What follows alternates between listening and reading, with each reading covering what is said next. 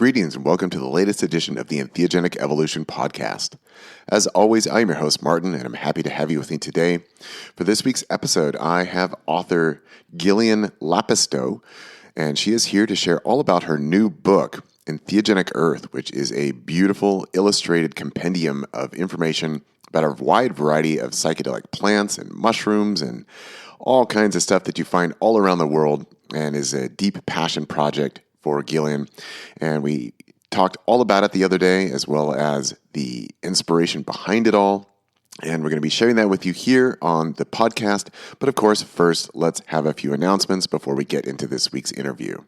I do want to thank Makidu, who has upgraded his Patreon membership at my Patreon page at patreon.com/MartinWBall. From the substrate level up to the cap level. Thank you very much for that support, Makidu. And if you, the listener, if you would like to support this podcast and support the work that I'm doing and perhaps get something back in return, I invite you to stop by at patreon.com/MartinWBall. You can sign up anywhere from $1 a month up to $100 a month with increasing access and benefits all along the way. And of course, there is no obligation. You can change your membership level at any time, just as Makidu has done here. You can cancel. You can just sign up for free. But if you appreciate the work that I'm doing here, I do encourage you to make a little financial contribution in support of the podcast. And of course, at the top tiers, those also come with either a 30-minute monthly call with me or a 1-hour monthly call just to check in with you, to give you feedback, integration advice, whatever it is that you might be looking for. And of course, I'm always available for 30, 60, or 90-minute video calls. You can stop by at non-dual-entheogenicintegration.com or martinball.net if you want more information about my services, or just shoot me an email at martinwball@gmail.com. And we'll set up a time where we can talk and help you integrate your experience from a non-dual and energetic perspective. Of course, I do specialize in 5-MeO-DMT, but am not limited to that in any way, shape, or form. Okay, well, I have a nice lengthy conversation with Gillian here for you. So let's go ahead and get into it, talking about her new book, Entheogenic Earth. Hope you enjoy, and be back next week with more selections from The Alchemist and the Eagle audiobook. And I've got new interviews that are lined up for this week, so it's going to be a busy week for me, recording 3 new interviews. So there's, of course, always more to come here on the Entheogenic Evolution podcast. Enjoy. Oh, I am welcoming on to the Entheogenic Evolution podcast today, Gillian Lepisto. Is that correct? Lepisto. Lepisto. Yeah. Okay, so I had my accent on it wrong. Gillian always makes me think of Gillian Anderson. Just the name makes me think of X-Files and Scully. Yeah. I don't mind the comparison. Yeah, were you a fan of X-Files? Oh, yeah. I liked her, too. I thought she was good. Oh, she was so when people awesome. would say that, it didn't bother me. I grew up when Gilligan's Island was the greatest, most popular show on TV. So the X-Files one was good. That was a step up. Oh, good. Well, it's just an association that comes to mind, because the first place I ever heard that name was with the actress. Mm-hmm. Yeah, but you are not the actress. You are an author, and I think probably other things as well. We're going to get all into that today. What inspired this interview is that you had put together a new book. I think it's been out for just a little bit now, and it's a big book.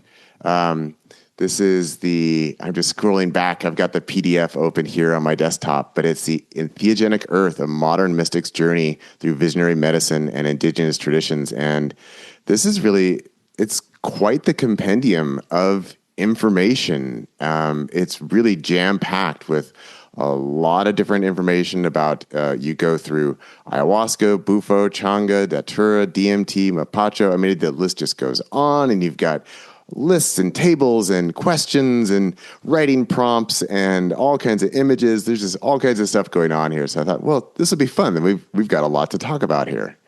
Yeah. So, yeah, go ahead. I got a project, kind of a direct sort of download from the ayahuasca around 4 or 5 years ago. I wasn't an author. Have been an artist all my life. And she was like, you're going to make books. And I was like, what? I don't know how to make books. And she's like, we're going to figure it out. So I jumped in making books and I have some earlier ones that I'm like, I can't believe I published them. The information is great, but we all have to start somewhere. But Yeah. anyway, but by the time I've done this one, I knew that this is the one that she actually meant. Like this was the project she was referring to. All the other things were just practice. And yeah, so it's just been my labor of love for the last year or so. I'm glad to get it into the world. Yeah, I can tell that you put a lot of work into it. So let's go ahead then and let's back up and we'll start at the usual place. This is like my typical interview start with somebody who is new on the podcast that I always like to start with. So let's get your story. Let's hear about how you entered into the world of psychedelics and plant medicine. And I suspect that your story is probably going to be a little bit different. I had another interview yesterday, and that was with a vet who said that, well, he first experienced ayahuasca after getting out of the military and was looking for treatment for PTSD, but that was like a whole new thing for him. I suspect that maybe your history with psychedelics is a little bit longer than his. So this is your invitation to tell your story. Let's hear a little bit about you, and then we'll get back into like all this rich information that's in the book that you've got here.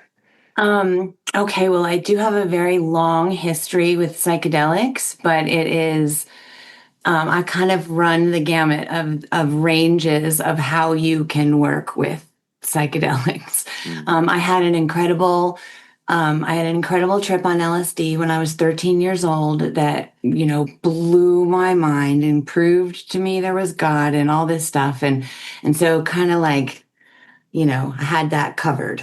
And then, but I had no guidance. Yeah. I had no idea what was going on. And all I could get out of that was that I saw fractals. I kind of grabbed onto like sacred geometry because of that as a youngster, because I was like, I could see some similarities, but anyway, but in general, just no guidance. So I became a raver in New York City in the 90s and just went all into the psychedelics. And this gave me this very like recreational mindset about what I was, what that was, what psychedelic drugs, quote, drugs are, right? So then I'm kind of too young and I do too much of that and I stop. And later in life, I go down a very dark hole of addiction with narcotics, and I lose my child. I live outside. I lose my mind. I am just I'm a junkie. That's all I do. Morning to night, I lose my business, my house, my everything I ever worked for, everything I have. I end up, living outside with a backpack and don't have my daughter. And, to sort of wrap that story up, I do get sober. I find a way to get sober. And I have to just live this like I'm getting sober life because I've messed myself up so badly. It takes me 2 years to get my daughter back. And then about 3.5 years sober, I am like, I am just not happy. I don't know what to do. Like, I thought I would feel so much better. And I saw these other people in the program. I was in the 12-step program and I saw them just being happy, joyous, and free. And I was like, I do not feel like that. That is not what's happening with me. And I was very desperate to be better. So long story short, somebody that I knew from the program that I respected a whole lot, that had a whole lot of recovery, like 20 something years, and who sponsored a lot of women. She was my great grand sponsor.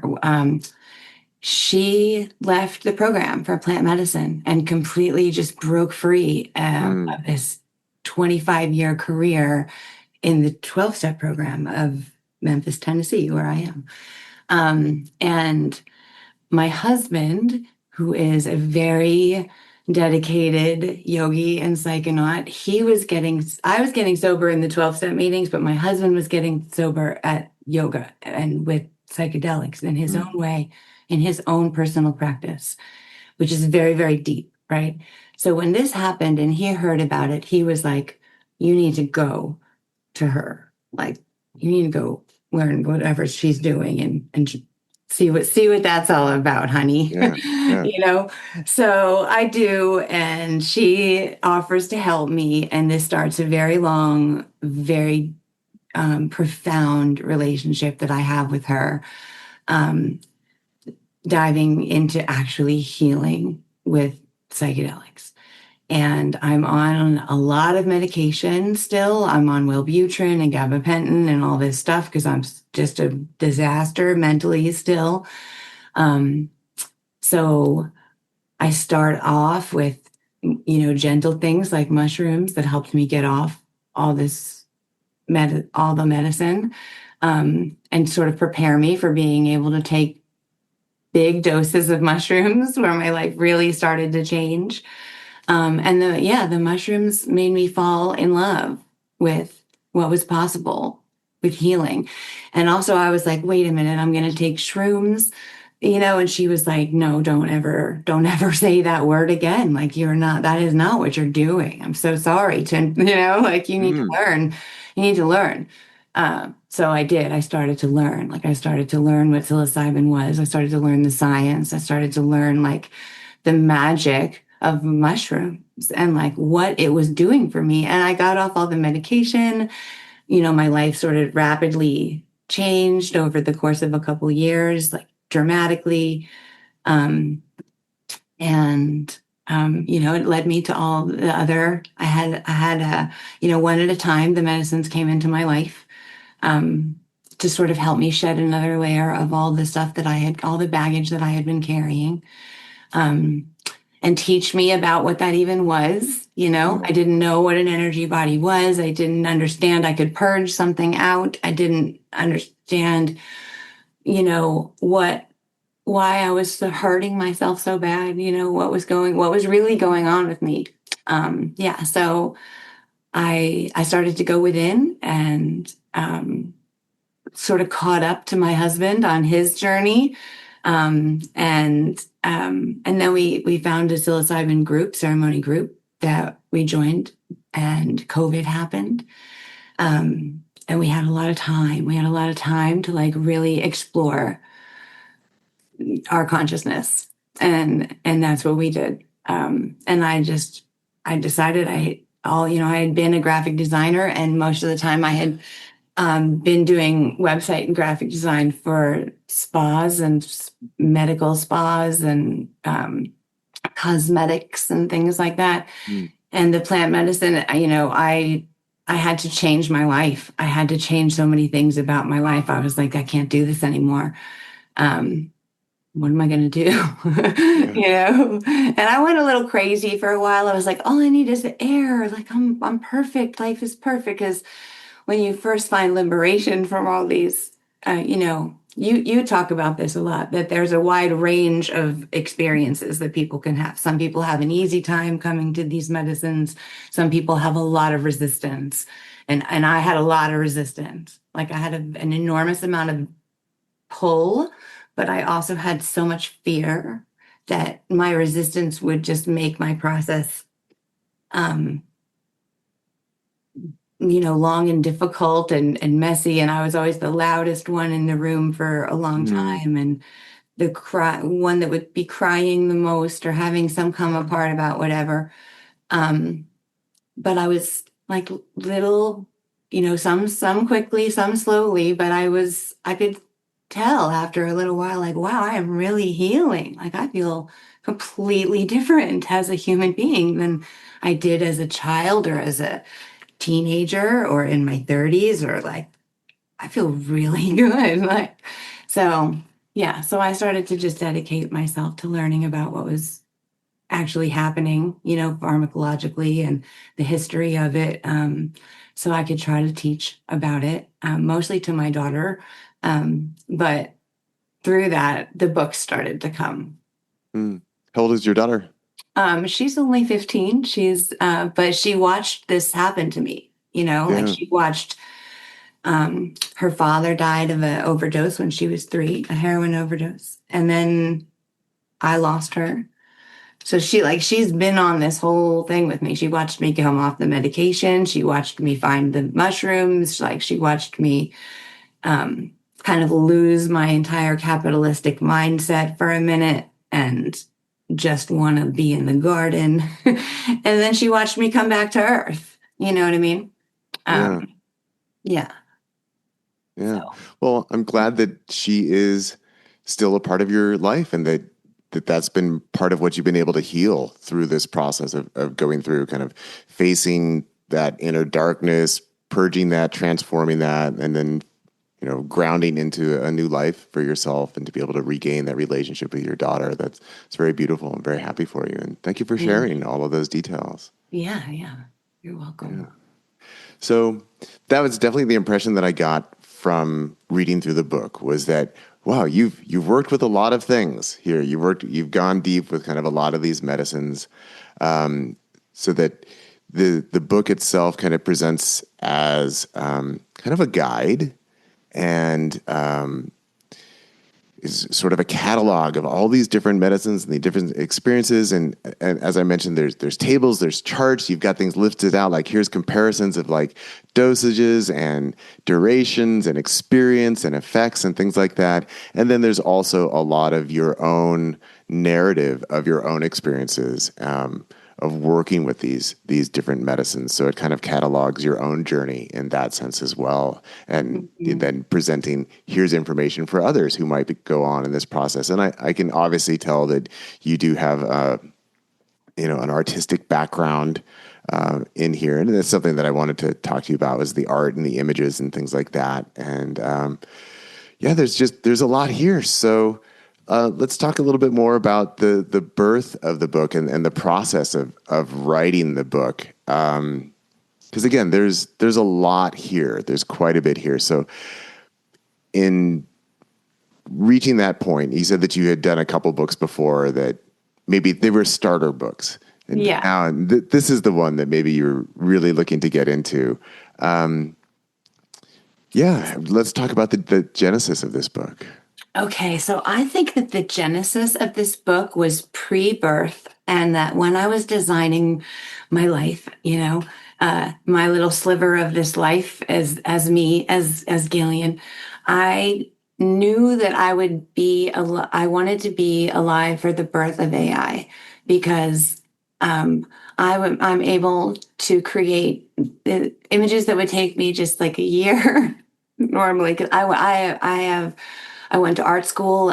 My degrees are in painting, and I did graphic design my whole life. And the artwork that is available to be made these days as an artist, I mean, as a creative in this day and age, I mean, it is very exciting. It's very amazing, and the way that you can share. I think it's just another sort of form of channeling God. Like, and this is one of the ways that I channel, is through my art. So I'm just able to do it on this scale like never before. I feel like I've been waiting my whole life for this. Like even as a kid, I was like, I wish I could da da da, and now I can. So I've been dreaming up these images. A lot of the images are from my actual experiences from different journeys. And really, I wanted to. The mission that Mother Ayahuasca gave me about the books was to make this presentable in such a way that it is accessible and beautiful and easy and neutral and scientific, all of the things that would just like any other topic, because this has taken me, I'm going to be 50 this year. Like I have been into this kind of thing. My mother was a healer and a gardener, but yet it was very taken it's years or like a long time of research to compile all this information, and Yeah. I had to go to so many sources, like so many sources, and just talk to people that I didn't know, like message strangers and be like, will you talk to me about this? And to have a book that you could just put on your coffee table and be like, yeah, learn about all this. I mean, there's a part at the end of the book where I say, like now that you've gone through, it's 22 different visionary substances. They're all plants except for the 5-MeO, which is in certain plants, but mostly that's Right. animal. But anyway, the 22 visionary substances, like, we look at the art and we look at the information and we consider what these substances do for our psyche, what the questions that they might bring up in us are, whether or not we even take them, like God made this. It's here in our realm. So why does it exist, right? Like when you consider all of this information and then you realize at the end, almost every bit of this is illegal. Like Yeah. this is crazy. This Yeah. is wrong. Like this is bananas. Like how could it possibly be illegal to make a tea from a cactus and take a walk? Like that's not right. Everybody should be able to do that. Like that's beautiful. And what's it going to do? It's going to make you understand that you're not living on top of the earth, but that you are part of the earth. You are the earth. You're a living cell of the earth. This is vital information. This is important information, but we are blocked from this. We're blocked from this by legislation and by government. And this is crazy. Like we have to make changes on a generational level so that at some point when our children grow up, like this can be over and this can be overturned, because this is an antiquated idea that was possible in another era where information was not available, right? But now this is the age of information, and this is the age where, we can share and we can show that this is a natural part of our earth that we are part of, that we have been blocked from, that is here to help us, that is only here to have us evolve and grow. There is really no downside. And I put all the downsides in the book. I don't say that there are, not safety risks and who shouldn't do this and when you shouldn't do this, of course. But just like that's the same for everything, that's the same for like break food. And we have stuff in the grocery store that is far more toxic than the things in this book could ever be. So, Yeah. Yeah. Well, I definitely want to talk more about sort of the visual nature of the book and the artwork. I think it's part of what makes it really accessible and very interesting. And as you say, kind of puts it in sort of the coffee table book category, in the sense of like, this is the kind of book that you would want to have out on display, that it makes it very accessible for just sort of browsing through. right. And it's not a book that you need to read from page Exactly. 1 all the way to the end. You can pick it up at Because any nobody point. has an attention span for a big book like that these days. And I know that because of my own family. I have yet to ever get my husband to sit down and look through this, but he will look through parts of it, right? So there's chapters, and you don't even have to read the whole chapter because each chapter is broken into tiny little bits too.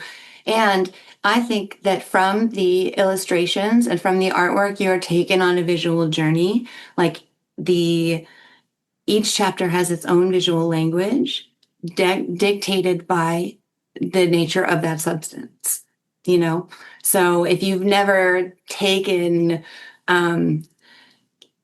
okay, I know you have, but if you've never taken Yopo, for example, once you talk to enough people and you watch enough things, you start to understand, oh, this is just like the ayahuasca has a language and the bufo has a look and the tryptamines have a look. Each plant has its own personality, its own signature, its own color palette, its own emotions it works with, its own darkness, its own light, So these are all things that you can work with the AI to even talk to about it. You can actually literally turn on the microphone, start talking to the AI about your experience with the medicine, say all these things in an unorganized sort of way, and then be like, help me put this into a visual, painting or illustration or watercolor or mosaic or mandala or whichever you choose, and then get all these, it still takes many, many iterations and versions, but wow, like you can actually get this out of the Akash, if you will. Like it's in the field. And people say, oh, you're using artificial intelligence to do a plant medicine book. And my answer to that is like, I don't think anything is artificial. I think that I was shown through the entheogens that everything is God. My mouse is God, my algorithm, my Google, my AI, me, like I'm the tree and the tree is me. Like, and I got that message. You could have told me that 1,000 times and I've been like, yeah, okay, maybe I understand. But when I got that message, I realized there is no artificial intelligence. There is only intelligence. And I'm part of that. And so is my computer. And so is the water. So as long as I'm drinking water and keeping my body alive, then I can use anything else as a tool. Because this is what God has chosen to do as me. Yeah. Yeah.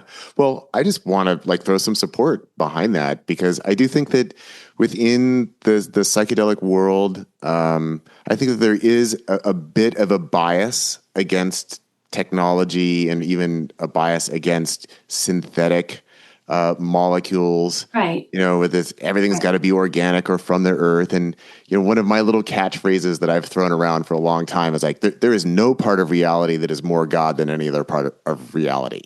And so I don't buy that distinction. And that some people are really opposed to AI, art, and imagery. And I enjoy it. I've used it myself to illustrate my novel, The Solendarian Game. I really enjoyed that process.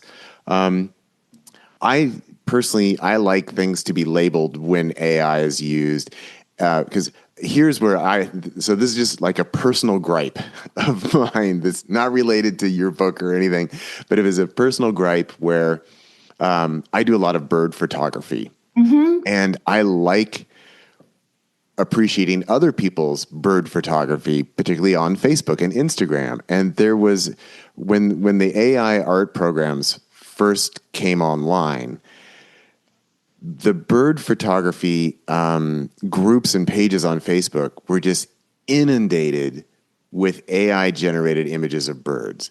And none of them were labeled. And because you can do things with AI that'd be very hard, to get just the right lighting or get that dynamic pose or something like that. Or those birds that they have like on the perfect leaves that look like yeah. So that those images ended up getting many more likes and shares than actual photographs. And then people were saying, oh, amazing. And that the people who were posting these were also posting hashtags of like bird photography, wildlife photography, best photo. And that's what I didn't like was the dishonesty around it. That just, if you want to make AI bird images, great. Right. Just label that it's AI. Don't try and pass it off as a photograph. Right. So that was like a pet peeve. And I kept going as like writing comments on all of these, like, this is AI, this is AI. And so then Facebook started feeding me more of those images because like, oh, you must like this because you're commenting on these things. So then I had to figure out like how to hide those posts or block those posts. But that's my overall deal is like, I just like it to be labeled and I don't like people to kind of pass it off as this is a real photograph. Like just say it's AI and then it's okay in that sense. But as you say, like some people, because it is easy to make stuff with AI, but I think that what a lot of people don't understand is that if you're working on a project like your book, this is even way more than what I did for the Solendarian Game. I think I did like 645 images for my novel. So that was like averaged out to about like 3 images per page or something like that. But your book is just filled with multiple images, and they're different aspects. So they're different sizes, and they fit differently within the book. And it's just ubiquitous throughout the book that you have so much imagery, which I really think enriches the book. It makes it engaging. It makes it fun to look at, fun to Yeah. flip through, and you can just stare at these beautiful images. So I would just imagine, like, again, it's not, you can't just like, boom. Yes, the AI produces art very quickly, but sometimes it takes a lot to actually Yeah. So find the one that you want to use. I Yeah. have the top tier subscription to Midjourney Yeah. because it takes thousands of images, it takes so many. And then also there's many, many things that AI is terrible at. Anything to having to do with like digits, hands, toes, like Yeah. letters, straight lines, sacred geometry. So the list goes on and on. So, but it's a great base. So if you notice a lot of the images in my book, they're collaged, so like I'll start out with an AI image Yeah. and then I'll start layering like actual geometry on top of it that's clean and crisp and correct, because I can't stand it when you can see AI geometry and the lines are wobbly or Yeah. whatever. I can spot that. So, things like that. I tried to use all the tools that I've ever kind of learned as an artist on the computer and put them all together. It's really been fun for me because also when I got this project from Mama Aya, I was sort of, because I've always been an artist and like I said, my degree is in painting, but I was like, I don't have any paints and I don't have any room to paint and I don't have time. And it takes so much money to like build up a whole new easel and brushes and paints and whatever. And I was sort of in this mindset at the time that I was like, God, I don't know what I'm doing as an artist right now. And Mm. she was like, you do not need paints. We are going to always be together. First, I need you to go outside. This is how it started. She's like, first, I need you to go outside and we're always going to be together. And so I took that to mean like I needed to garden, like I needed to transform my land into a garden and try to start like growing sacred plants and like finding other people that had plants and sharing these plants, and so I started to do that. But it was all like wax on, wax off, she was like one step at a time. So Yeah. I would get like little bits of information along the way. And the AI really was the very, very last thing. It was the very last thing because I was resistant. I was also like, you know, crunchy granola lady. I was like, Yeah. I don't know, I just resisted. And then finally, I just was like, let me give this a look. And it took a while, and I made tons and tons of bad stuff. I look back at what I made in the beginning, and I thought it was good, and I'm like, ooh, thank God I didn't show that. Because you're so excited, and in a way, there's all this instant gratification involved. And for somebody with a history of addiction, it was very addicting. Yeah. Yeah. Like, Ooh, God, this feels render. like Next one. drugs. Next one. Like, Yeah. yeah. So I had to cycle through that, just like every other thing you get excited about, and find some balance and find, what actually worked and what just I was excited to make because I could make it, like I can make a dripping ice cream cone head, but should I? Like, Yeah. Yeah. Yeah. Yeah. And I think that as a tool, because that's also what I use was Midjourney for illustrating the Solendarian game. And sometimes it More would to take me up. Midjourney than there's more to Midjourney than you people think too. Like there's a lot to learn within Yeah. Midjourney how to even use it. Like, Right. You got yeah. to, yeah, I had to do a lot of that research. Like, what are the Mm-hmm. commands? What are the different, and Mm-hmm. what is the order in which you put the commands? And then there's like Right. weird punctuation that you need to use in order Yeah. to communicate stuff to the computer. And what I found that often it took me up to an hour just to get to one image that I was like, Yeah. okay, this actually is what I want to use. And Yeah. I like to share with people that it actually took me longer to create all the images for the illustrated version of the novel than it took me to write the novel in the first place. Yeah. Oh, for sure. Oh, for sure. That's accurate. Yeah. Yeah.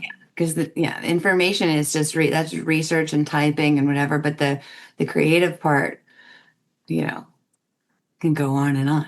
Yeah.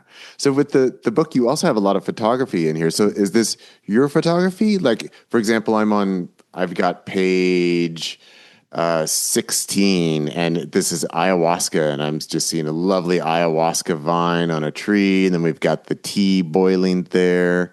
Are these your photographs, or did you work with a photographer, or where do these different elements come in? Oh, okay. So these are pictures from my friend Kyle. Those particular ones. Hmm. But for the photography, I went to so many different sources. I found different people who had who basically specialized in that particular substance, and Hmm. would talk to them and see if they had anything to offer. And then a lot of them are my pictures. Yeah, wherever I could use pictures of me or my circle, or Hmm. a picture that I took or somebody that I knew took, I used it, and I tried to sort of feature everybody that helped in any way or had some sort of involvement in teaching me. In the very back of the book has like a recommended section, and that's where you are too. Your book Yeah. is in the back. um People and things that helped me write the book, and they're all small, like there's no, I mean, it's sort of a small world that we're in. So I like to be I love being part of this community. And I will say that every single person that I asked for any kind of input or help was so gracious and sweet and generous and supportive that I made a lot of friends while to make this book. Yeah, well, that's awesome to just bring together so many different resources, so many different people. And even though it's your project, that kind of makes it like a group community project. And yeah, I was excited when you shared it with me and you said, yeah, you're in the book. It's like, oh, cool. I'm like, yeah, I can see here at the back, you got a couple of my book images. Like, oh, cool. You're in the Bufo chapter too. You're on page, let's see, what page are you on?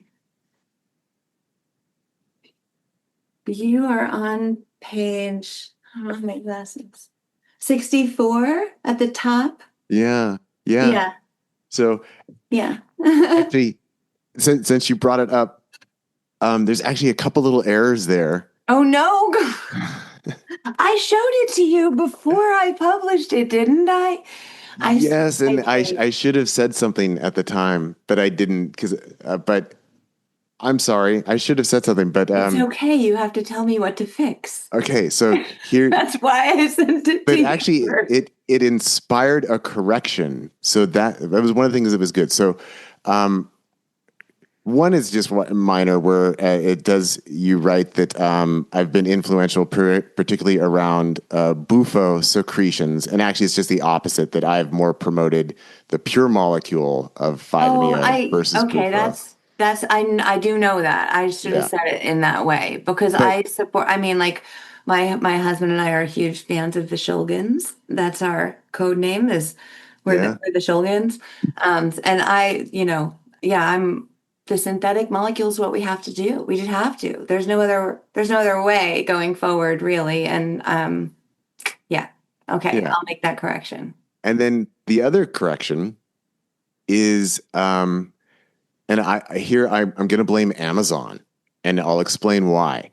So you have it listed as one of my books is The God Molecule, and that's actually not my book. That's Dr. Jerry's book. And so when I read that, I was like, like actually, let me say, I really appreciate that you have credited me with coming up with the phrase "the God Molecule." I really appreciate that because that is true and accurate, and that like there was an article that was published just the other week that the title of the article was "Who Owns the God Molecule?" And in reading that article, I thought, well, maybe they'll mention me. Not that I own it, but Right, that right. I'm the one who coined that phrase. Yeah. And the article quoted lots of people in the 5-MeO field, and there was no mention of me. And I was like, well, so I wrote to the author. This was in like the New Yorker magazine. I wrote to the author and I was like, hi, I'm the one who came up with that Uh-huh. name. And he said, oh, yeah, I'm familiar with your work. What's the story? So then I shared it with him. But anyway, Is that the Pied Piper article in the New Yorker? no, what was it? No, the title was Who Owns the God Molecule? Oh, okay. Yeah. And it was about the recent research that's been Yeah. done and how different pharmaceutical companies are looking at creating like derivatives of 5-MeO DMT and then Yeah. possibly patenting them. So they're like, who owns it? But anyway, Right. so when I saw that you had written in the book that I had written the God Molecule, that actually inspired me to go look at my Amazon author page. And on Amazon, it listed the God Molecule as my book. Yeah. And they're like, well, that's not right. So I contacted Amazon and they said, well, no, this is your book. You were listed as one of the authors. And I said, well, yes, I wrote the foreword to the book. I wrote the first 5 pages of the book, but the rest of the book is Dr. Jerry. And they said, well, we can't remove this. I asked them if they would remove it from my page because I said, I think that that's misleading. And because I said, if somebody buys the book thinking that I'm the author, they're going to be disappointed because I'm not the author. They said, but you're listed as the author, so we can't remove it. So then I said, okay, I'm going to need to talk to one of your supervisors. And then the next email back was, we've removed this from your page. There you So they go. just kind of gave in. But so here, and here's the little backstory that I wanted to share with you on this. So I have the books right here. So here I am. Yeah. I've already told you like it's only audio on the podcast, so don't hold stuff up for people. But I'm going to do it anyway. So Dr. Jerry's book originally was called Bufo Alvarius and the Entheogenic Experience. And Dr. Jerry invited me to write the foreword to the book.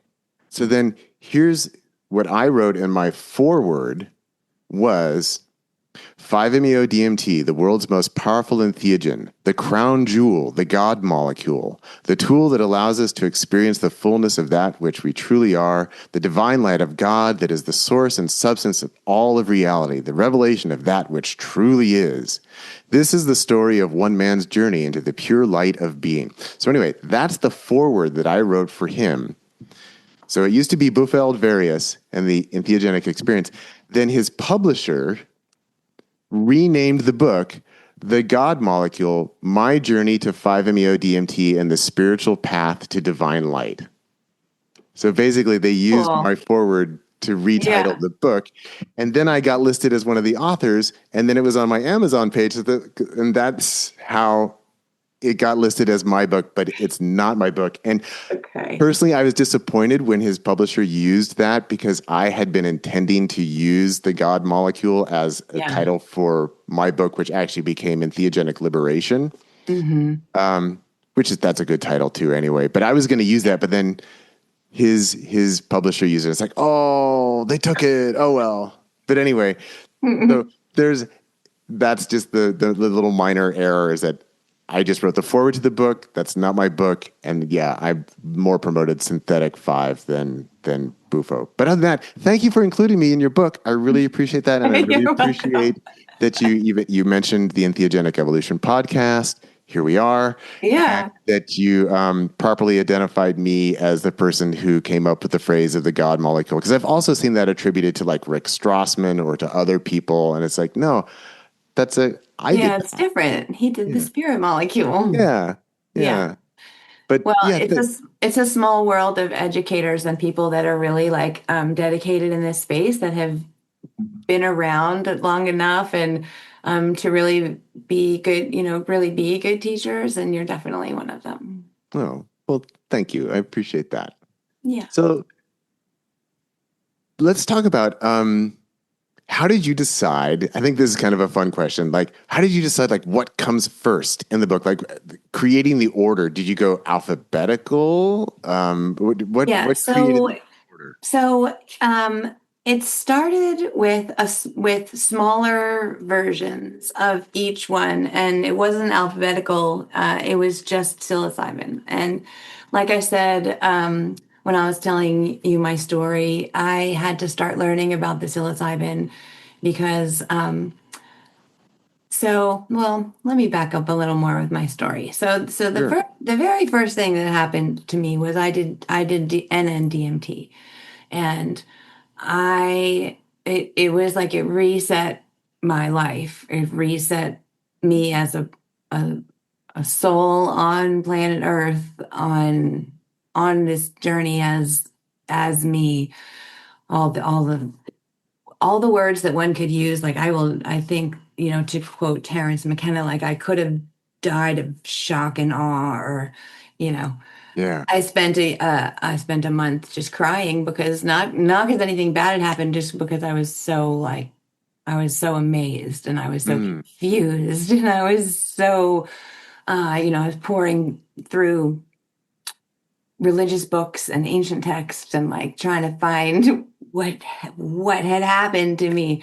Um, and so I knew I wanted to do, I knew like that this mother feeling was calling me, but I was on all this medication, so the psilocybin was my best friend for a long time. And I want to say this about the mushrooms because everything that I have done, I feel like it's because of the mushrooms in my life. The mushrooms, um, people can, there's like we talked about before, there is a recreational history of mushrooms, and there is a wide range of what you can do with mushrooms, from microdosing to just like hanging out to like laying down really meditative to like have going into a completely other dimension, like into DMT world. So Yeah. and that is a very wide range to find out about. And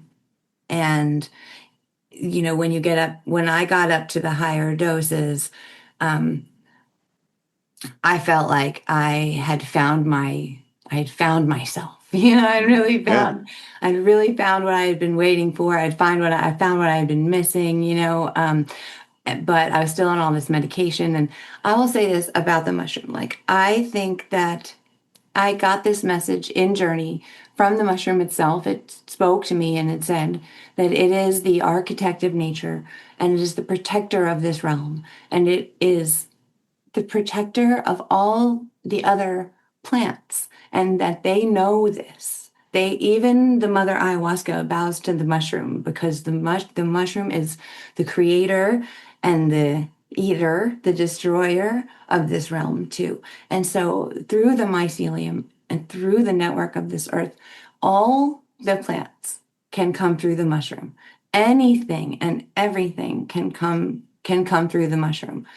Um, and that goes for yourself as well, like the channeling of the light of God. So one time in Journey, I was like sort of slung into this like golden alignment where everything was perfect, and I was like, oh, shining like an angel, and Yeah. and I was just like, everything was perfect, and the mushroom was like, this is what you really could be like. And then it would sling me out of it and be like, but this is what you are right now. This is what you are right now as a human. And you're Yeah. eating Starburst. And, what did you do earlier today? Like you gotta clean this up so that you can go, oh, like, and it would sling me back into the angelic feeling. So you can be this, because this is what you really are. Um, so the mushroom was giving me these lessons, these like very palpable lessons about the world. And I was just, I could not do anything more than like dive into the world of learning about mushrooms for a couple of years. I just was so amazed. And the mushrooms did set me free from all that medication so I could go, to the other medicines, but each one did a separate thing for me. So as I needed to learn more about as I needed to learn more about each medicine, I would start my research, and my husband was really supportive of all of this. I spent a lot of time. And then after a while, um, I just started to realize this is the book. This is what she's talking about. Yeah. Like, this is it. I'm already doing it. It just doesn't look like that yet. It looks like all these different bits of my research and stuff. And so again, that's sort of where the AI came in, because I started to be like, here's all my unorganized notes. Here's all my, I use Notepad a lot on my iPad. And I just had like hundreds of things. I also do a lot of like meditation circles and stuff with my friends and holistic wellness things around town. So I had all these like shorter versions to try to teach people about this or that. And I started to just put it all into the computer and ask like, can you help me organize this? And so we started to go chapter by chapter. And so, on my Etsy store, there's longer versions of each chapter. These are, it would have been just like 1,000 pages if I had Yeah. each chapter as long as it really is. But this book, it's a shorter version of each chapter. And Yeah. It's like you had just sent me the revised or the expanded portion mhm, of the 5-MeO section of the book. And so just like by comparison, in the book itself, the Bufo slash 5-MeO DMT section starts on page 31, and then Changa comes on page 45. So what is that? That's like 15 pages long. But mhm, now this other version that you've created is 44 pages. And I've noticed that you added in like there's like journaling prompts and things like that. So it really seems like just the way that you constructed this like allows for a lot of expansion in that sense of like you could take any of these sections and kind of keep building on them. And then it's also, I just want to emphasize that I think it's great to have everything in one place. I think that it's very timely to have a book like this because and they also, again, with it being very visual and very accessible, because a lot of people write their books is about this medicine or that medicine, or maybe it's about this particular therapeutic approach, and so there's different ways that mhm. people organize their information. But this is like this wonderful sort of encyclopedia with just this wealth of information and all these different ways of looking at and contemplating and talking about and sharing about this and again the ability to kind of expand on any of these sections that just feels very accessible, very I think, presentable.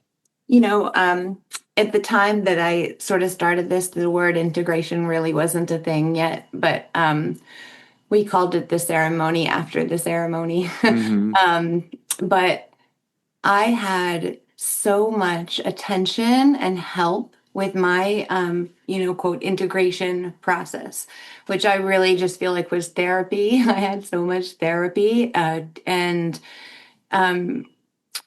what I realized, coming out of my own experiences, I had a lot of people that were like, "Oh, let me just try this," and they would sort of expect their life to change immediately. And like you say, there's a wide range of things that can happen. Sometimes people are just fine right away, but like for me personally, I was not fine right away with almost anything. Mm. I had a big integration process with every single thing I tried. I was not just like, oh, okay, that happened. Like, no, no, Yeah. no. I had to just really go down the rabbit hole of like what happened. Like, I had to do it many times. I had to learn all about it. Some things like, called me more than others. But in terms of like, the expanded versions of the chapters do include a lot of integration things because these, for a lot of us that come to these medicines, we come out of sort of desperation. Many people are fine and they just want to try it, but a lot of times like you're seeking, you want Yeah. healing, you want transformation, you want to evolve. So yes, you can do this medicine, but the gift is your life here. This is your gift, your life here on earth. So how do you bring that into your life on earth? And that took me a long time to figure out. So I have found, tools, questions, things that worked for me, worked for my group, worked in a really therapeutic way. Mm. Um, and so I want to share those things because if I had just been given all of that, it would have I would have been like, wow, this is helpful. Like this, but I didn't have any of that. And like the whole integration world is new. That word is new in Yeah. psychedelics. But really what that all that means is, how do you make your life better? How do you have these things make your life better? Your real life, your regular life, so that you don't even need to do them anymore, you know? Yeah. Because it's not like a pharmaceutical where you need to keep taking it. Most of these things are so powerful, you might not ever need to do it again.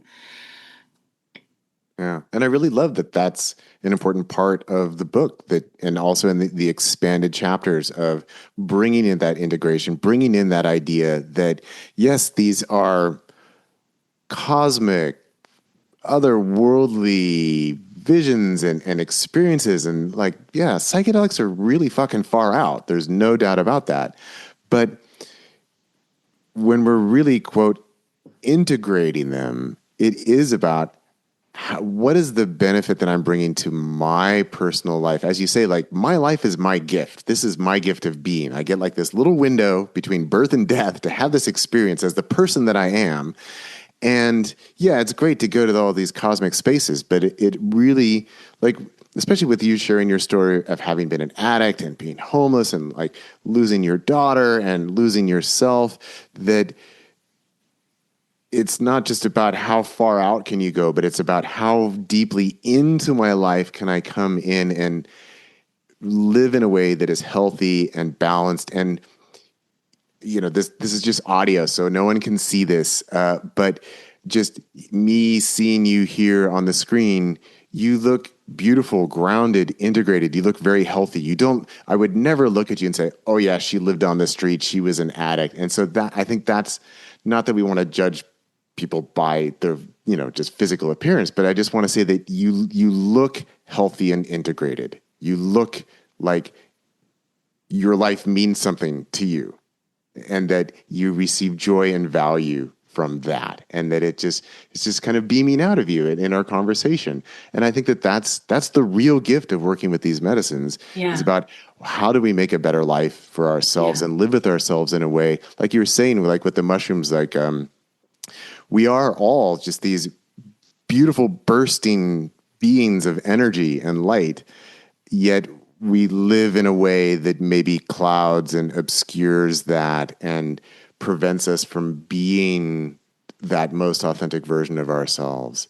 And that by going through the process of clearing out the shit, going through the releasing and the purging and the transforming, and sometimes just going all the way into the energy. Like we had a little conversation before we hit record of you saying that you needed to kind of give yourself permission that I can just be really wild with my energy and just let it go so that I can reset in that way.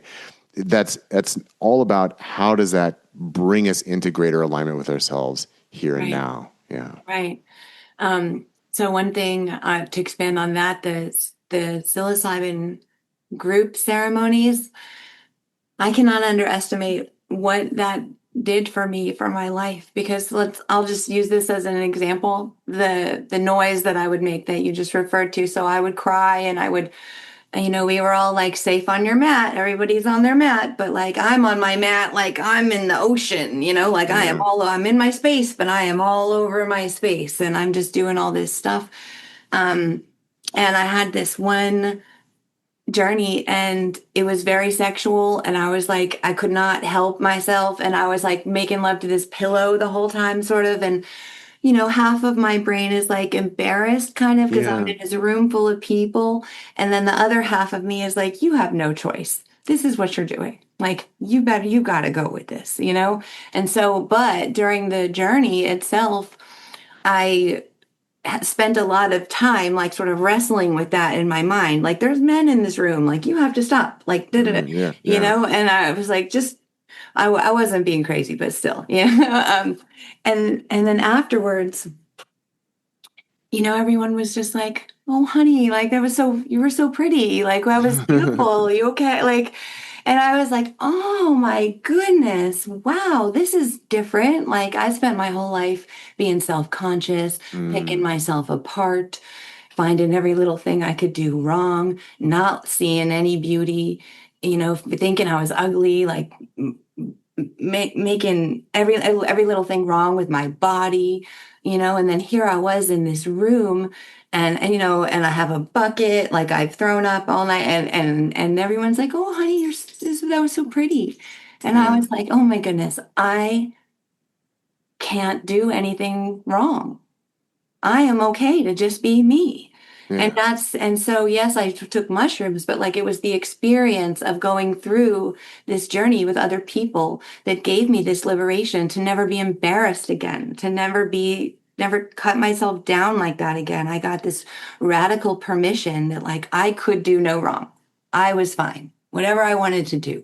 It was my expression, and I Yeah. wasn't going to be, you know, nobody was judging me. Nobody, and that came from the group. Every little person that was God in that room like gave me this permission to stop doing that to myself. And I had been doing that my whole life, you know? So, and then I mean, another lesson in ceremony was I thought I had to have a certain spot in the room where I was safe. This is my Mm. spot. Like we all have a spot in the room. This is my spot. Yeah. And the medicine woman, she was like, you don't have a spot, you have to move. And I could find something to be scared about. Even when there wasn't something to be scared about, I could find something, I could create something, like, oh, I need to be over there. And so, through mushroom ceremony, I realized I was safe everywhere. Like I could be in a mud puddle, I could be outside, I could be in the bathroom, I could be anywhere. I was fine. Like I found my safety. Like Yeah. so these things carried into I don't need to keep doing those medicines to know that lesson now. This is my Right. life. This is my real life. So I can embody these lessons that the mushrooms gave me and enjoy my life because of it. And that is the magic of the mushroom, the freedom that it can give you. When I had taken every different antidepressant that there was, I'd taken every pill, every drug. I'd been to rehab 8 times, including detoxes. Like I was very lost and never felt any sort of feeling of I can't do anything wrong. Like that was Yeah. that was not something that had ever crossed my mind before. I just thought I am wrong and everybody sees it, you Yeah. know. Yeah. Well, Um, thank you for sharing those stories and those examples, because what it really highlights is that it's the internal dynamic that is our biggest obstacle. It is the internal beliefs and the limitations yeah, and limiting the beliefs. the structures that we have put on ourselves, and maybe we adopted it from our family, from our parents, from our upbringing, whatever it may be. But it's that internal critic and judge that says you can't do that, you can't be that way, you can't feel that, you're not safe, you're not worthy, you're not right. Hmm. Those are the biggest obstacles for all of us to overcome. And that's where working with these medicines gives that opportunity to not only confront that, sometimes in really challenging ways, but also to clear out, as you're describing, sometimes we clear things out by having to act it out. That maybe you do need to have a very powerful sexual experience in this group ceremony that makes you feel self-conscious, but that's actually the liberation process of something. When we remove the idea of what we think is right or wrong or good or bad or what it should or should not happen, and we pay attention to what is the energy that actually needs to express in this space Right. right now, that is the pathway to actual liberation. Yeah. Not bullshit ideas, Right. but actual liberation. So thank you for sharing that example, because I think it's a very powerful expression of how this dynamic works within us. Yeah. And Cambo's not in the book, but in terms of moving energy, nothing did more for me than Cambo. I had a very vivid, powerful experience where I was in recovery and I had this experience where I had a mass of fear and dread that was sort of stuck in my chest, Mm, leave out of my throat, out of my mouth I was yelling like it was yeah, or it was I don't know, yelling isn't the word, but like I was making a sound, a very yeah, big sound and shaking and everything. And it dislodged and my whole body was shaking. And I felt this thing like leave out of my mouth with my voice through the yeah, vibration of my throat. yes, And it was the fear that I had been carrying around that I would always be messed up. like that I would always have something to be afraid of, that I was in recovery, not recovered, right? And like it was all the fear of addiction that was left over, just trapped in my body, and it left me. And suddenly I was like, oh, I am free. Yeah. I am a recovered person. Like I know it. You can't tell me any other way. Like I have recovered. And I didn't even understand that that could happen. I didn't know that because I had heard all about Kempo, but like I hadn't heard any kind of story like that. So I didn't even, I just wept and wept and wept afterwards because I couldn't believe that that happened or that could happen. I didn't know I felt like that even. It was this thing that couldn't have happened without that frog helping me do it.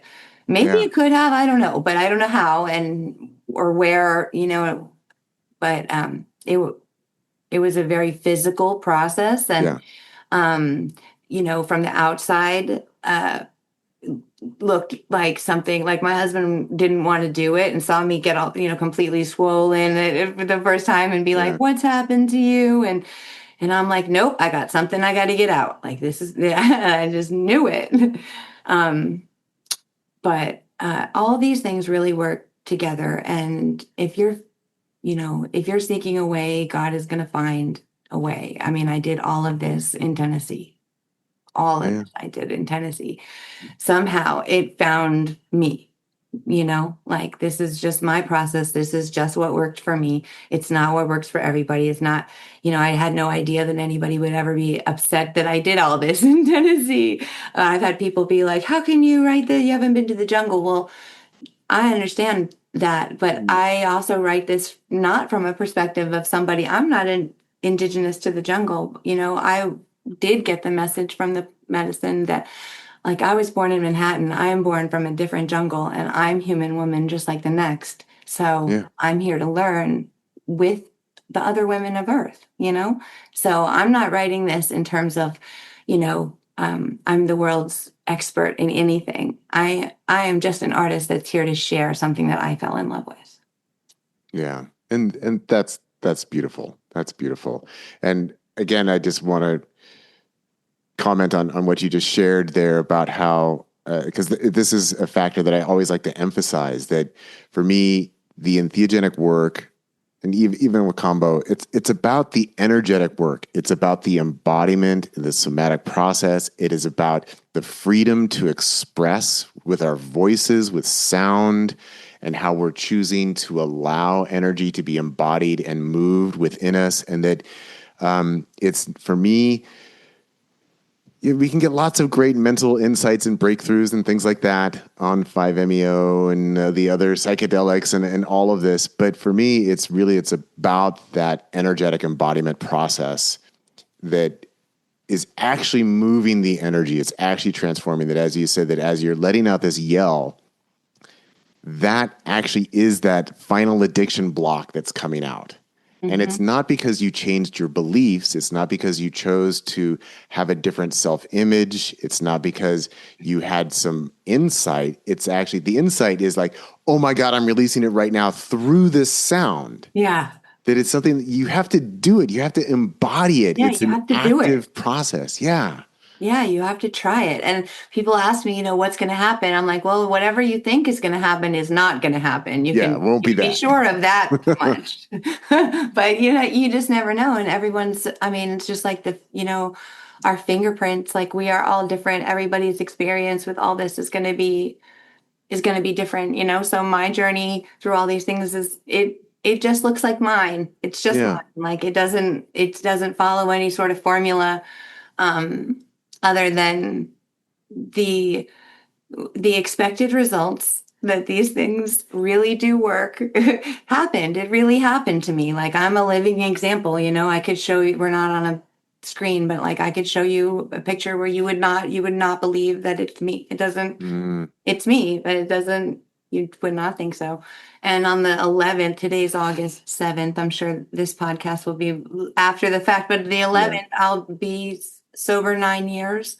And it has taken every little step along the way. Like I have had a beautifully divine guided um path where the right teachers would come into my life and the right books and the right people and the right quarantine time and the right all these things that happened where I was able to explore these medicines. But the thing about the book, I just think that these things they're so suppressed and there are so much indoctrination about what these things mean, what psychedelics are, what about shrooms, and even people that I know in the world of the like selling the mushroom, like people with the best of intentions still using this word shrooms. And I feel like it does such a disservice to this like very serious, amazing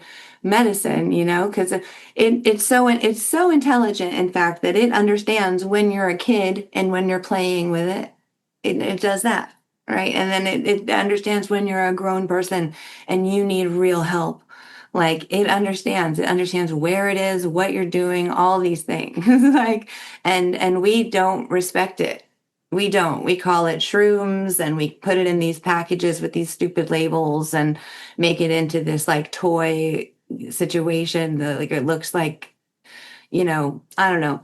I think that there's another way going forward where we can be in greater reverence of the plants and the natural world that is here to help us, because we've, as a society, not prioritized the evolution of consciousness, not prioritized the evolution of the natural world. We've put, machines and junk food ahead of this, and it's killing us. And it was killing me. It was killing me too.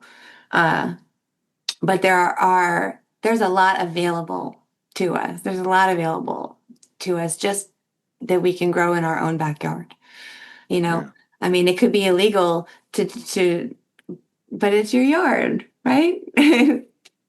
So Yeah. And these share are things that, plants, everyone. yeah, these are things that are changing, Yeah. not as quickly as many of us would like.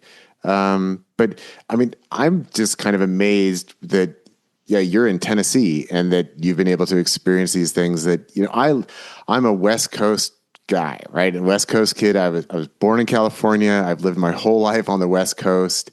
And, California was the first place to legalize marijuana. Oregon's the first place to legalize psilocybin assisted therapies. So it's kind of a big part of the culture out here.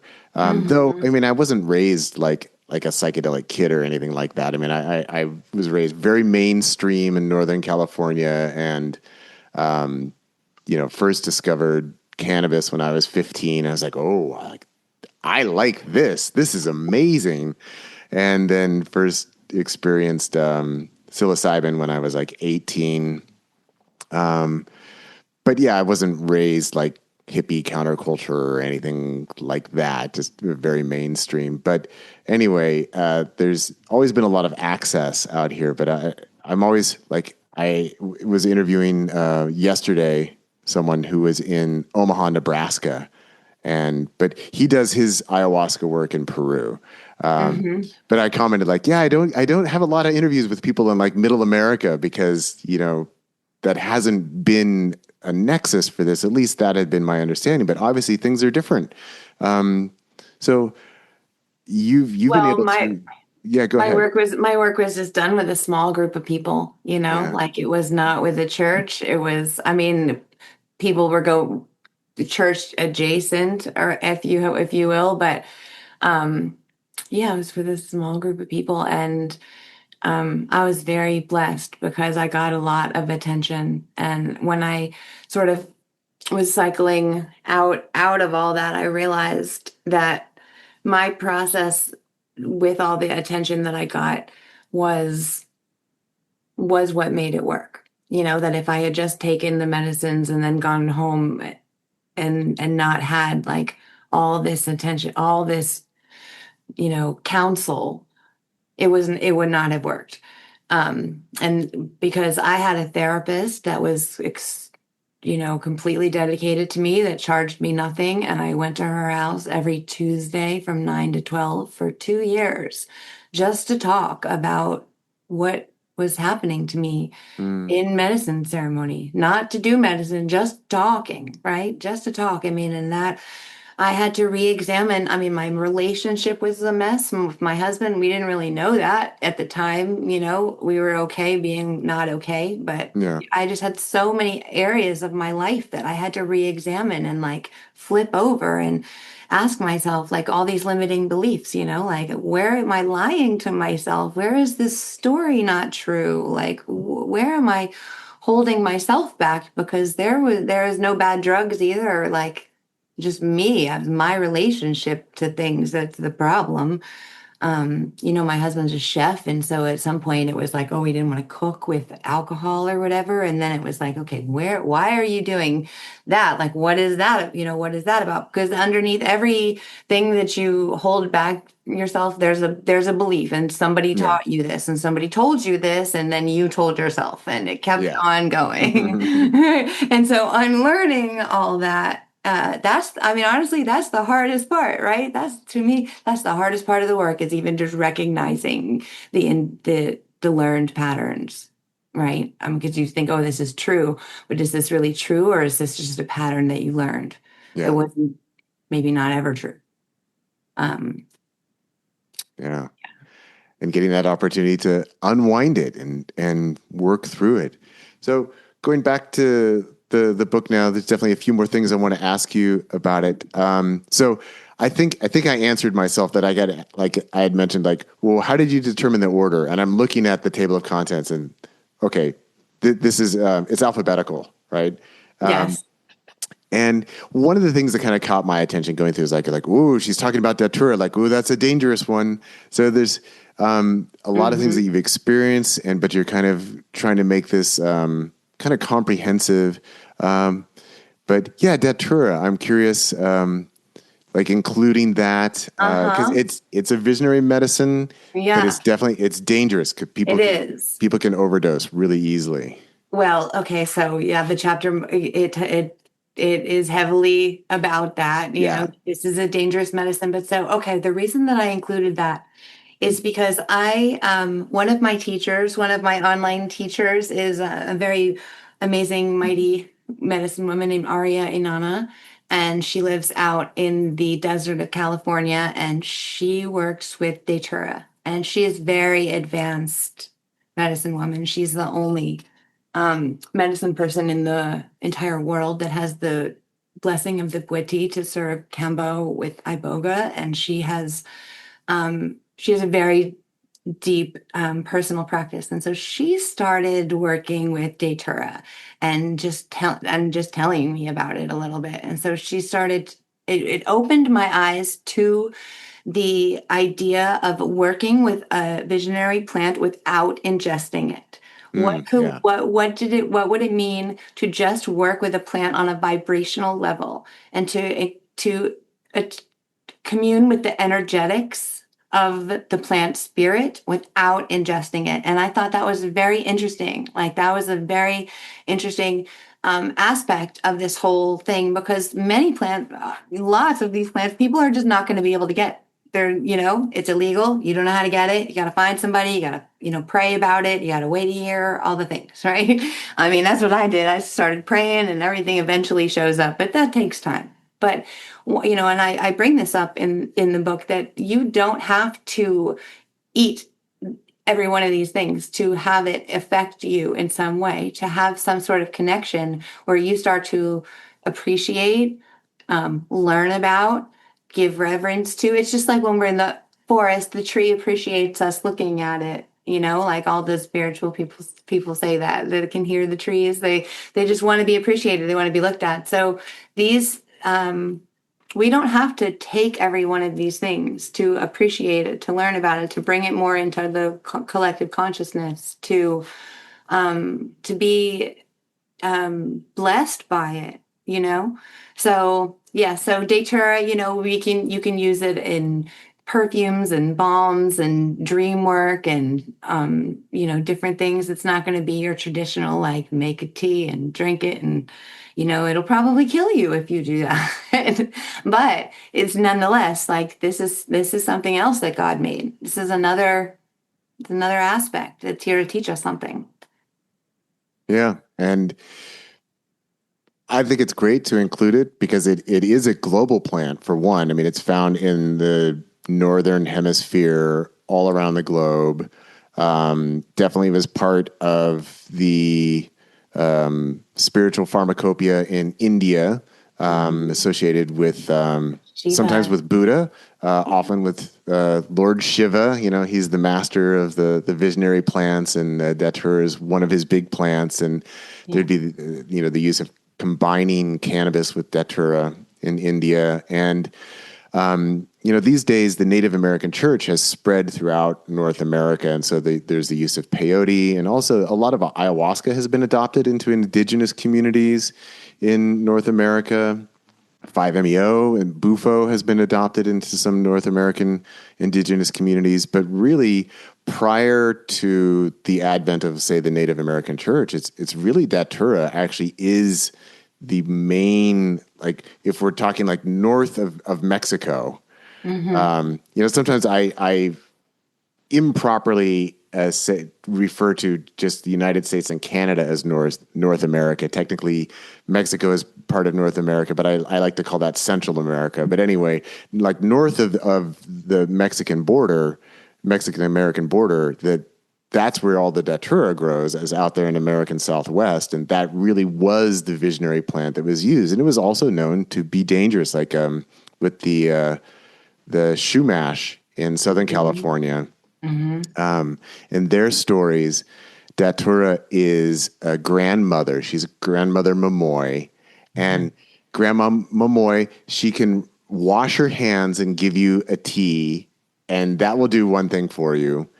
Or Grandma Momoy will wash her whole arms, and then she gives you the tea, and then that's a whole nother thing. And then Grandma Momoy will take a bath and give you the tea, and that's like you're probably not going to come back from that within Yeah. the story. So it's even there in the stories that this is potentially very, very dangerous. It is, people can overdose on it, and that it can also. They did a study it was in India where they found that actually it could produce damage to the prefrontal lobe of the brain. It can actually like create little holes in the brain, and that because Mm-hmm. long-term Datura users are known to kind of be permanently altered, and so that there actually is brain damage. So it's a very powerful plant, very dangerous plant, but it has a long history of use in Mm-hmm. North America, and as I mentioned, also in India. So it's out there. It's part of the family. I've never tried it myself. I grew some in my garden in Santa Barbara. It's very common down there in Southern California. And I always like the flowers. Like the flowers are just amazing. Yeah. But I never took it, never wanted to do that. Yeah. I have this Datura balm, right? Yeah. Yeah. So you're supposed to use it before you go to sleep and have it help your lucid dream life. Oh, it's also supposed to be really good for like bruises and cuts and things like that for like topical application. Have you ever tried using it that way? I have not tried to use it for first aid, but that's interesting. I'll look into that. Yeah, that was one of the traditional uses among the Shumash was that, yeah, if you have like a big bruise or a cut, you just take some Datura because you can absorb it through the skin. And that's also why you need to be very careful handling the plant, because if Mm-hmm. you touch it too much and you Right. absorb too much, it can be toxic. And that I always like to point that out just when Datura comes into the conversation, because most psychedelics are not toxic. Like, Right. but Datura, the nightshade family, this would also Mm-hmm. include Toei in South Right. America. So that's the Yeah. Brugmansia. It's like, Yeah. yeah, it's toxic. If you get too much in your system, it is toxic and it's potentially deadly. So just need to be Mm-hmm. super careful. Versus like mushrooms, you can handle the mushrooms, you can smell the Right. mushrooms. But even like the Datura plants, you can even getting it from the pollen. You can, if you smell the Right. flowers, if you get too much pollen, you can Mm-hmm. get high, and Mm-hmm. again, it could potentially be toxic. Yeah. Well, I tried to cover for each part of the chapters, the like the more visionary aspects of it, but also the risks and the Yeah. pharmacology and the history. each chapter has, different aspects to it. But I love getting into the history and then the uses, the different uses. Somebody left me this comment and they were like, I wish, this is okay, but I wish that you had, recipes and dosages and everything. And, recipes are really outside the scope of this book. And I think it's sort of irresponsible to just like put recipes out there for the world. Like I said, a lot of this information I really had to go hunting for. And I think that that's part of the beauty of the process of the plants calling people. Like, it's sort of, I kind of have like a little bit of a problem with like so many facilitator trainings out there in the world these days too, because I'm like, if you really want to do this, you will go find how to do this. Mm. I went out in Colorado, there are so many people trained to serve Cambo. I can't even imagine there's that many people to serve Yeah. beyond Yeah. the trainers. But all that to say, I advocate for the synthetic molecules as well, because I mean, we have a pretty big problem already with the toads and the frogs. Um, and I've tried both, and I mean, I understand that the animal spirit is a powerful thing, but we're all connected. We can't be hurting the animals to do these things. We just can't. That's against the whole idea of it. They're here to help Yeah. us, but they might be here to help us understand how to make the molecule that will help us. They might not be here for us to That, decimate their population in order to have these experiences and train hundreds and hundreds of people. yeah. I think that's a wonderful way of putting it. Yeah, that they're here to teach us the chemistry, and that we're smart, hairless monkeys, relatively hairless monkeys. We can make chemicals. We know how to do that. We don't need to over harvest natural resources, and particularly when we're dealing with animals, I think it's best to, respect them, leave them alone, value them. But yeah, if we can get the same results from something we've made in a lab, I think let's go ahead and do that. Yeah, yeah. I mean, and I remember a long time ago on Hamilton's Pharmacopoeia, he was showing, this is the same molecule. This is the same Yeah. molecule. Why, and that he was really the first person to open my eyes about the synthetics. Yeah, because I was like, yeah, you're completely right. I can't. Yeah. But Yeah. I hope that the book, there's not a whole lot of animal medicines in there, but um, we have to protect these beautiful tools that are here for us to enjoy this world, this beautiful realm. One thing that 5-MeO did for me was it let me in on the fact that I was the creator. I was the Mm, designer. I was yeah. my beautiful creation. And so when I came back, I got to look around and be like, look what I made. Yeah. Look what you made. Look what we made. Look at all this. Like, this is amazing. And I, spent 40 years of my life Mm, not knowing that, being up, picking my life apart, being upset, hurting myself. So when I got that message, I know everybody's path is different, but if we all even get a glimpse of the idea of what a gift our life is, this is not to be trudged through or, oh, this is my last life on earth. This is a gift, and this realm is amazing. And there are literally millions and millions of incarnations just waiting to come to this place. They in the astral, they call this place the Blue Pearl. This is the most amazing place to live. Earth, like infinite planets, infinite dimensions, fine, but this is one of the best. It is. yeah. Well, that sounds like a good place to wrap it up. But where can people get a copy of the book? And also, I just wanted to ask, like, so is it actually available in full color version? Yes. Look at that. Oh yeah, So because it comes in I've got the hardcover. PDF version. Yeah. It comes in hardcover and softcover. This is the softcover. book, but it also comes in hardcover, which is super duper pretty.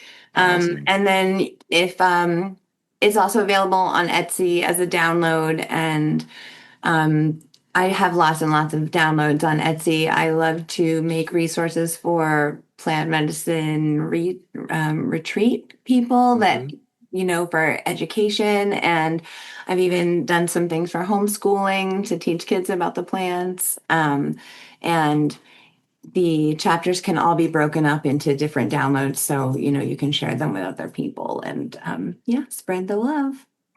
Awesome. Well, that's Entheogenic Earth, a modern mystic's journey through visionary medicine and indigenous traditions.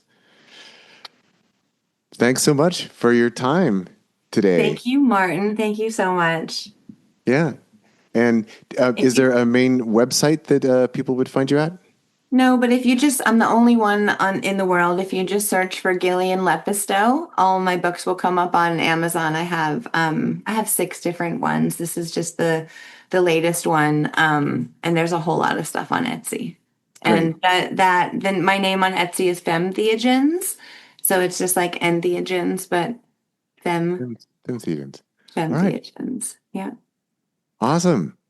Thank you. So Well, good to talk to you, yeah, Martin. Gillian, it's been awesome. Really enjoyed our conversation and looking forward to sharing this conversation with the people here on the podcast. So thanks so much for your time. And I know that I think you got to pick up your daughter at some point. So hopefully we've left you enough time to go do that. And again, congratulations on now the 9 years of sobriety, of remaking and reclaiming your life and your relationship to yourself. It's been wonderful to have that story shared here on the podcast and to see the beautiful and positive way in which you are now existing here on this planet, which is a very, very precious place, as we've just been discussing. Yeah. Thank you for letting me share. All right.